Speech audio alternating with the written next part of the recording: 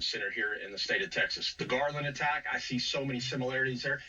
Those two shooters had that was the Jalal Muhammad incident, you may remember in Garland. They had a Quran in the vehicle as well. Look, Texas has been hit very hard. They're also the Hezbollah. Hezbollah cells from Houston to Dallas, don't anyone lie to you. Unit 910, they're not just in the Bronx. They're not just in Dearborn, Michigan. They have been here and throughout Texas as well. So this radicalization process that we've seen, Texas has been flooded. Part of that, though, has been that open border allowing people in from over 170 countries just in the last 4 years. Jason Jones live in Texas for us. So Jason, thank you. Speaking of the Lone Star State, tomorrow voters in Texas are heading to the polls to pick their party's nominee for Attorney General. A number of candidates are running, including Texas Congressman Chip Roy and State Senator Mayes Middleton. Middleton is promising to be a fighter for President Trump's law enforcement policies in Texas. The current Texas Attorney General Ken Paxton is leaving the post and is running for Senate instead. That is a heated race as well. Mayes Middleton is a Texas state senator running for AG in Texas. Good to see you. Thank you for coming on. Before we get to your race, just wanted to give you a second for your thoughts on what happened in Austin, Texas, maybe your message this morning.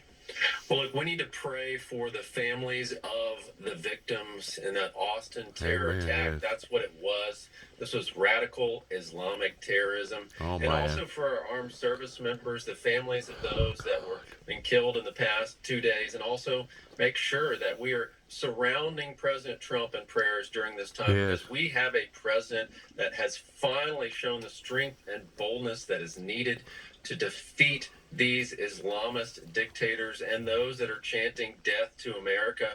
Praise God for President Trump, but we've got to make sure that we finish this fight, because they want to end America. They want to end our republic, and we cannot provide. They want to end our way of life. Ken Paxton, he was instrumental in stopping this epic city, which would have housed tens of thousands of, they wanted to have their own form of government and schools and housing. So you're running for the Republican nomination for now Texas Attorney General. Will you carry that torch? Because you don't think that the threat of Islamic radicalism could be happening right here at home in states like Texas? But it is absolutely here. Jason Jones, who was on a minute ago, is exactly right. We had 4 years of an open border. We don't know who came over, but we do know this. Sharia law is organized crime, and I will treat it as such. And Islamification, that is fundamentally incompatible with our constitutional republic. Yes, this is not a religious liberties issue. They don't think we deserve the right to exist as Americans or as Christians, and they see us as the infidel. And we have to make sure, and I will make sure, that these Islamists are defeated in Texas. I want to talk about your race, because there's a lot of focus on who is the next Attorney General for the great state of Texas. Some high-profile leaders in your state have weighed in on your race. Texas Senator Ted Cruz is backing one of your opponents, the Congressman Chip Roy, saying he's an ally of President Trump. Watch this. No one, and I mean no one, has fought harder to help President Trump make America great again. Stopping the invasion, destroying the cartels, rooting out voter fraud. I've seen Chip up close. Chip Roy is a warrior. He never caves to the left or the rhino establishment. Texans deserve a fearless, proven conservative for Attorney General. And State Senator, is this a tough race in the fact that many of you have the same sort of ideologies, the same accomplishments that you want to see come into fruition? What separates you from the pack? Well, look, this is a show me, don't tell me business. And there's a reason why President Trump called me a MAGA champion. There's a reason why President Trump said my conservative record is second to none.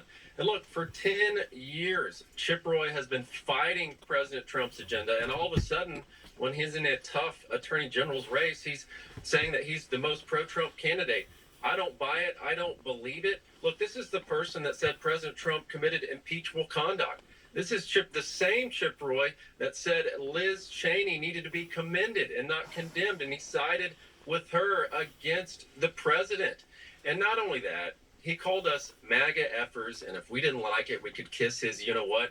Well, that sure sounds a lot to me like Hillary Clinton and the basket of deplorables. And you know what? I'm proud to be in that basket of deplorables. He's got a 10-year record of fighting the president. All right. Thank you so much, Texas State Senator Mays Middleton. Thank you so much.